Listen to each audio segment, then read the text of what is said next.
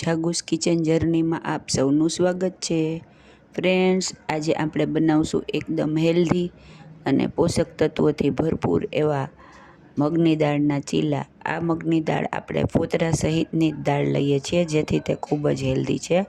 સૌ પહેલાં મેં અડધો કપ મગની ફોતરાવાળી દાળ લઈ અને તેને 2 કલાક સુધી પલાળી રાખી છે.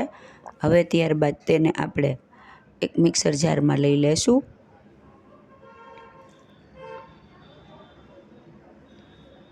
મગની દાળ 2 કલાક સુધી પલાળવાથી તે એકદમ ફૂલી જશે.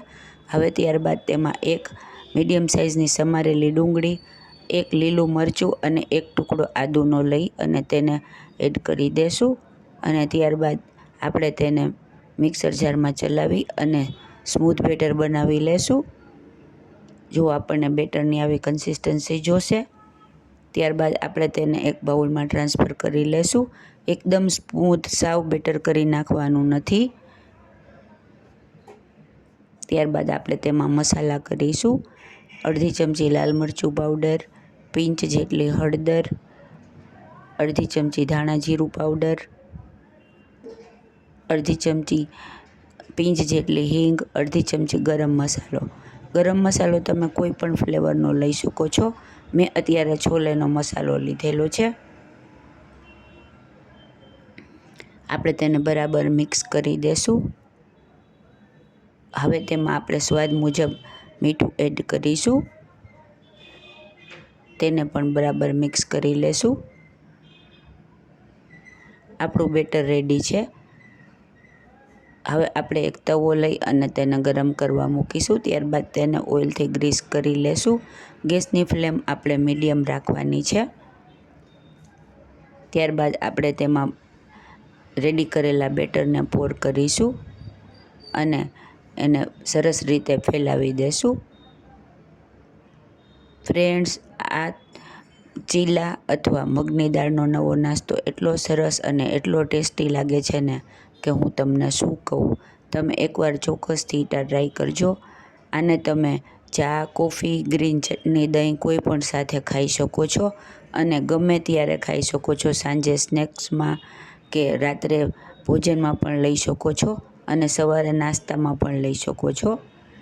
એક સાઈડ બ્રાઉન થઈ જાય એટલે આપણે તેને ટર્ન કરી લેશું અને બંને સાઈડ સરસ રીતે ગોલ્ડન બ્રાઉન કલરના શેકી લેશું. ફ્રેન્ડ્સ, જો તમે મારી ચેનલ પર નવા હો તો મારી ચેનલને સબસ્ક્રાઈબ જરૂરથી કરજો અને બાજુમાં રહેલ ઘંટડી દબાવી દેજો, જેથી મારી નવી રેસીપીનું નોટિફિકેશન સૌથી પહેલાં તમને મળે.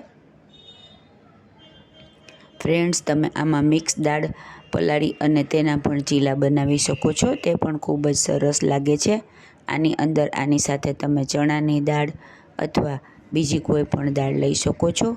ચણાની દાળ આની સાથે સરસ લાગશે, પણ આપણે અત્યારે એકલી મગની દાળના જ ચીલા બનાવેલા છે. બીજો કોઈ પણ લોટ કે કશું એડ કરેલ નથી. અને આ સોફ્ટ તો એટલા સરસ બને છે ને કે વાત જ ન પૂછો. અને એકદમ ફટાફટ બની જાય છે. નાના છોકરાઓ જો તમારી ઘરે હોય તો તેને ખવડાવવામાં એ ખૂબ જ સરસ અને પ્રોટીનથી ભરપૂર એવો હેલ્ધી નાસ્તો છે. હવે આપણે બધા ચીલાને આવી રીતે રેડી કરી લેશું. ફ્રેન્ડ્સ, આટલા માપમાંથી 4 થી 5 જેટલા ચીલા રેડી થાય છે.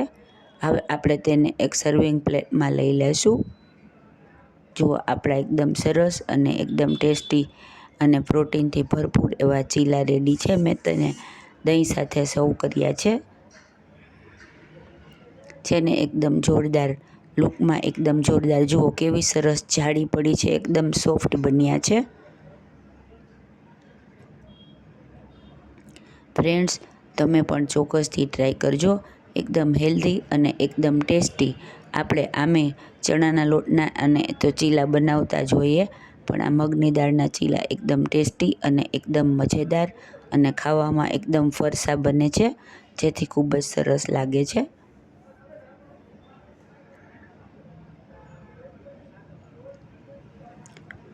હવે આપણે તેને તોડીને જોઈ લેશું. જુઓ, એક આંગળીથી તૂટી જાય એટલા સુપર સોફ્ટ અને સુપર ટેસ્ટી છે. જુઓ, એકદમ સરસ અને એકદમ સોફ્ટ આપણા ચીલા રેડી થઈ ગયા છે.